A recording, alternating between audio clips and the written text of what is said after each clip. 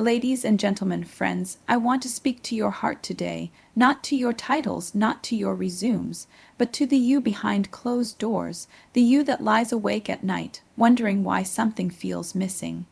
You see, we live in a world that celebrates the loud, achievement, performance, productivity, but some of the greatest battles we face are quiet. They don't show up in our bank accounts, they don't make headlines. They show up in the mirror, in the posture of our shoulders, in the ache of disconnection we try to hide even from ourselves. I want to talk today about a phase, a sexless phase, a season that some walk through by choice and others find themselves in by circumstance. It's quiet, it's not something we talk about over coffee or in church pews, but it affects us deeply. It whispers to our confidence, it echoes in our bodies, and if we're not careful, it begins to redefine the way we see ourselves.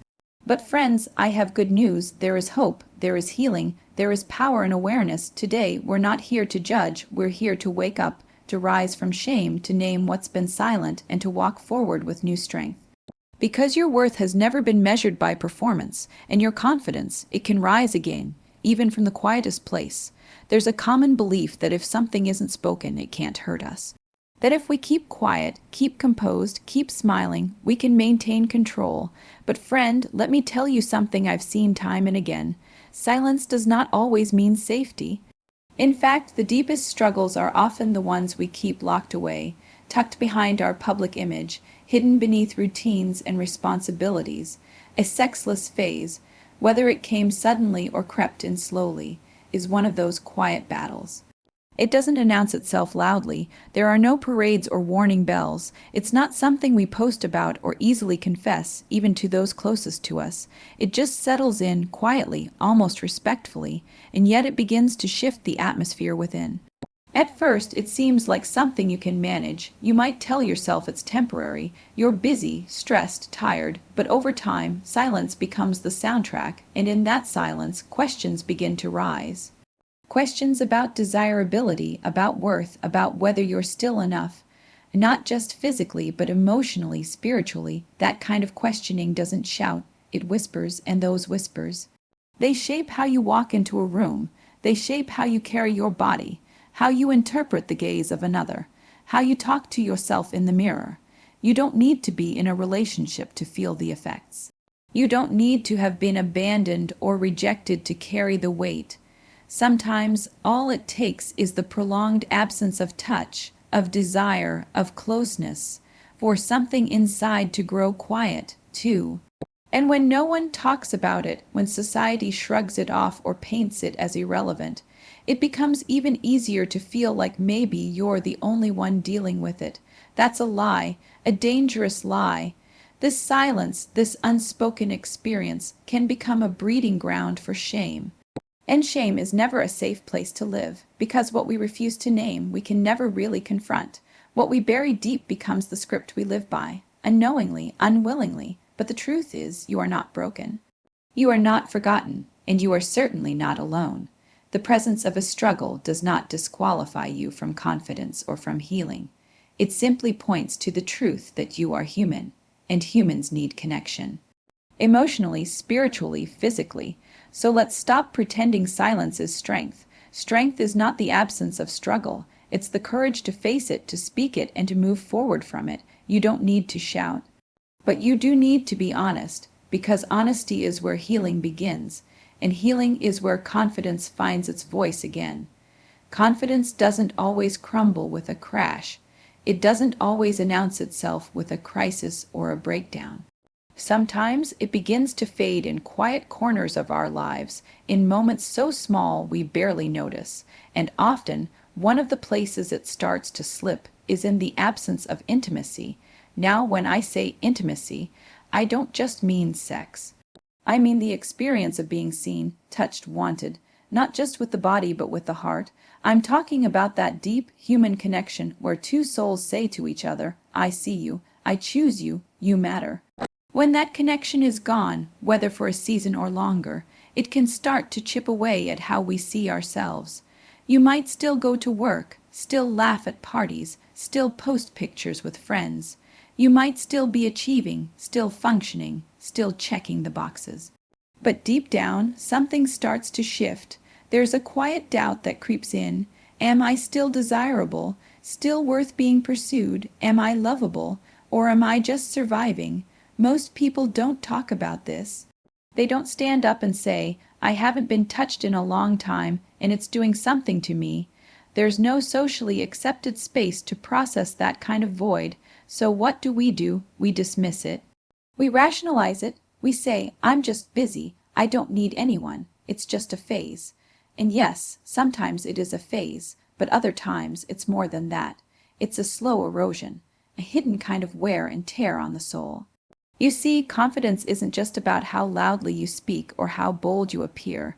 Real confidence is rooted in identity, how you see yourself when no one else is watching. And when intimacy is removed from your life, it can quietly begin to distort that identity. You stop seeing yourself through eyes of love and begin seeing yourself through the lens of absence. You begin to equate a lack of attention with a lack of worth. And without even realizing it, you start to shrink.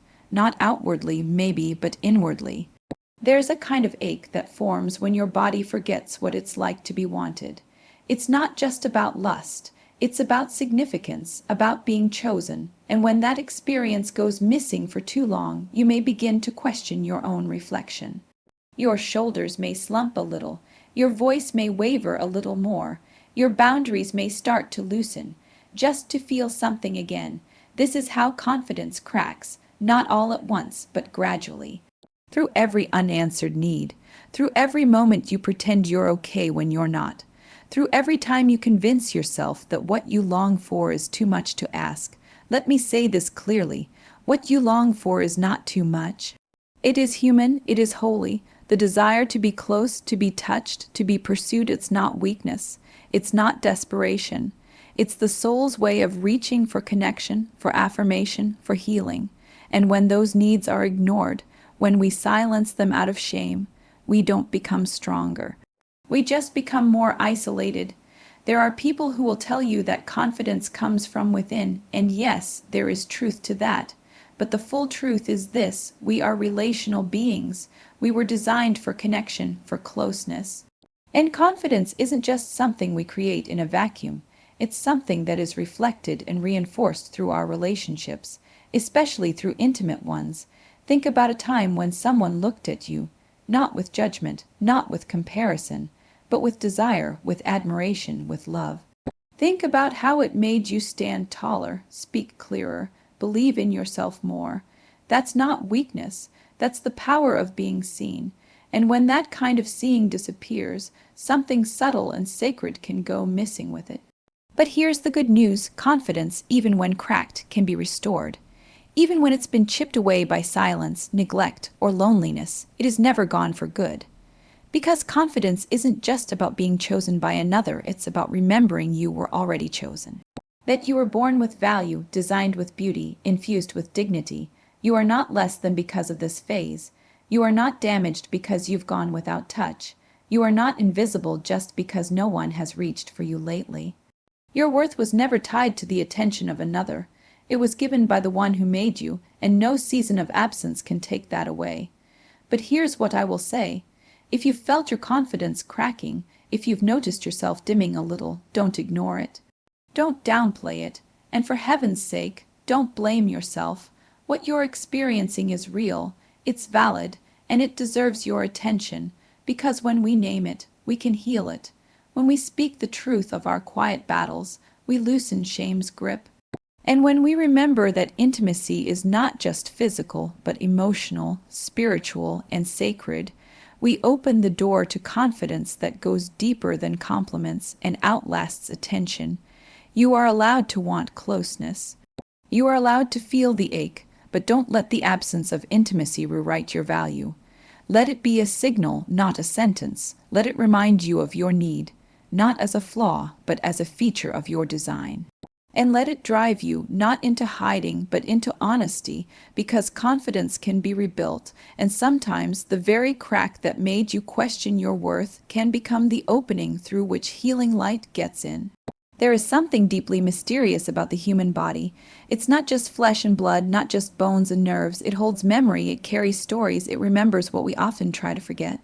Many people believe that when intimacy fades, when touch becomes rare, when closeness disappears, it's only the mind or the heart that suffers. But friend, I want to tell you something that's just as true and even more silent. The body remembers. It stores experiences, and just as powerfully, it holds on to absences. When you go through a sexless phase, especially one that stretches on without explanation or resolution, your body begins to respond, not with a scream, but with subtle shifts. You may start to feel numb in places you once felt alive. You may avoid mirrors without knowing why. You may start to dress differently, speak less boldly, even walk more cautiously, and it isn't because your body is broken, it's because your body is longing. Not just for sex, but for sacred touch, affirmation, warmth, to be held, to be known, to be remembered. You were designed for connection. This isn't just emotional or spiritual, it's physiological. A single moment of safe, intentional touch, whether from a partner, a friend, or even a comforting embrace, can calm the nervous system, lower blood pressure, release oxytocin, and restore a sense of safety. That's not just science, that's design, that's divine intention.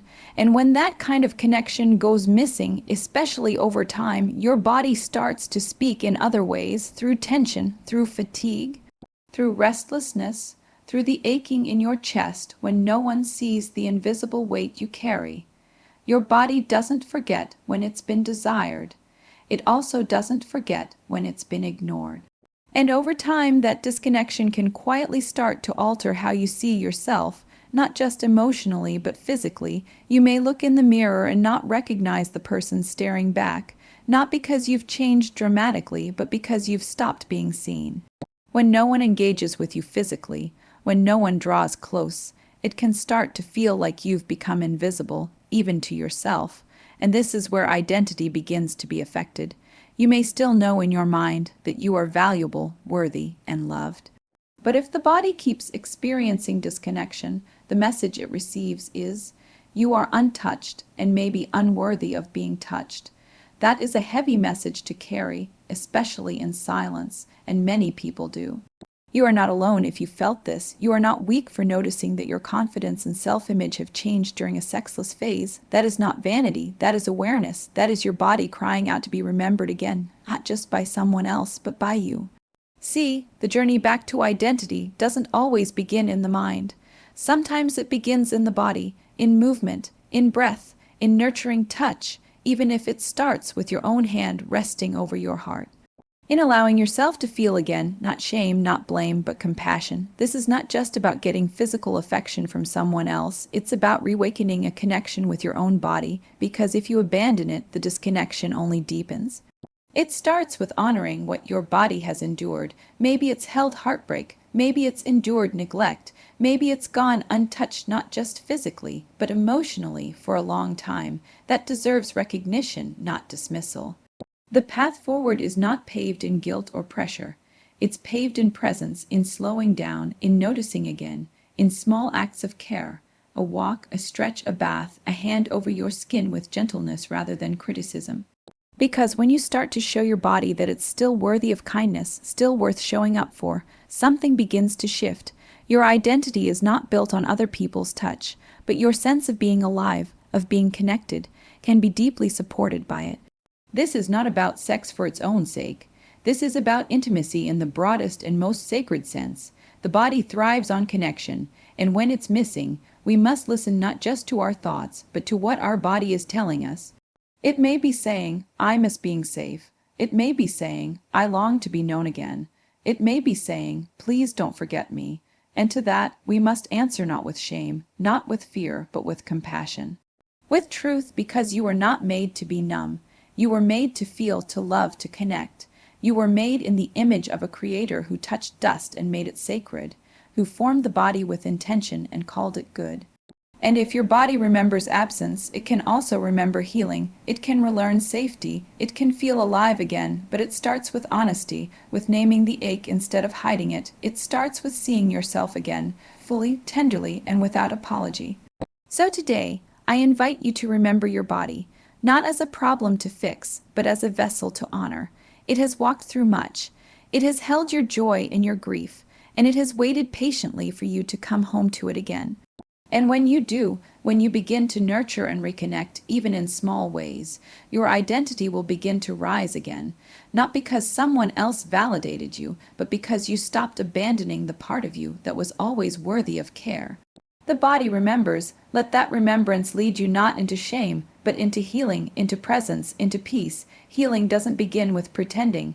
It doesn't begin with pushing past pain or brushing off what's been lost. Healing, real healing, the kind that restores your sense of self and reconnects you with your body, your heart, and your worth, begins with truth. That truth doesn't have to be shouted.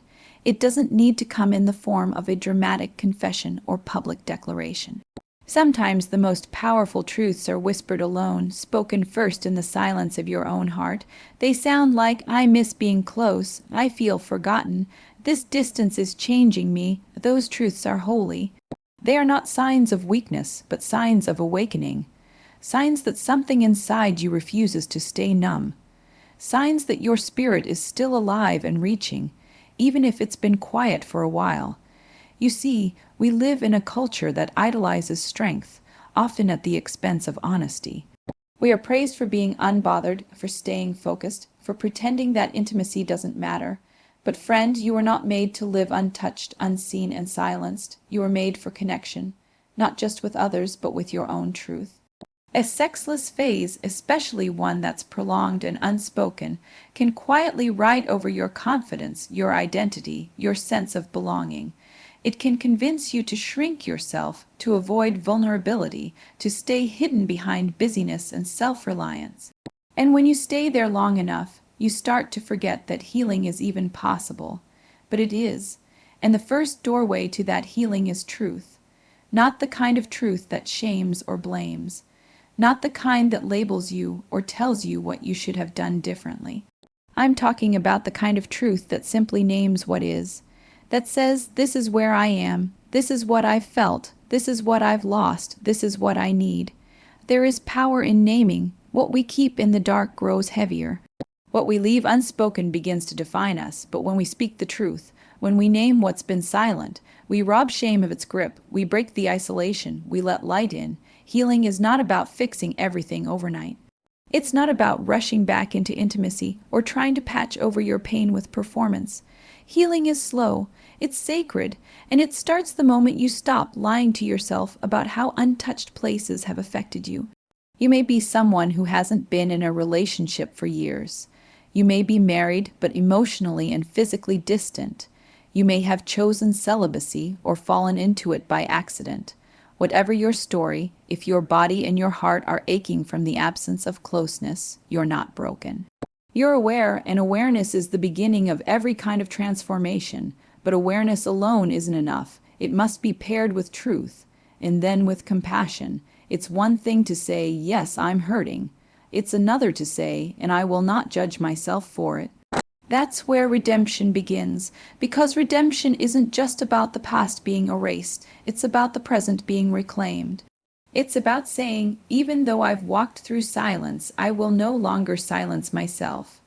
Even though I've felt disconnected, I will not disconnect from my own worth.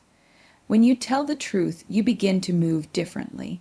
You begin to care for yourself as someone worthy of love, not just someone trying to earn it. You begin to advocate for your needs, not with shame, but with quiet dignity. You begin to pursue healing without pretending you're not in pain. And here's the deeper miracle. When you name your truth, you give others permission to name theirs too. You create space for conversation, for understanding, for shared healing, and suddenly, what was once your secret becomes a shared strength. We all go through seasons that strip us down, but those seasons don't get to define us unless we let them. A sexless phase may have drained you. It may have altered how you see yourself, how you walk into rooms, how you let people near. But it does not have the final word. Truth does, and truth says you are still whole, you are still worthy, you are still allowed to want closeness, to grieve its absence, to seek its return. Maybe you've been afraid to say it out loud. Maybe you've been telling yourself to just get over it, But healing never comes through dismissal, it comes through invitation. It comes when you say, this story matters, this ache matters, and I matter. That's not self-indulgence. That's restoration. You don't need to have it all figured out.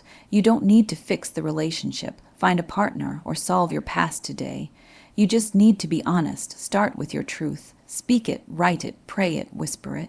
Let it rise, because what's named can be redeemed. God does not redeem performances. He redeems people, and he does it not through denial, but through confession, not through hiding, but through light.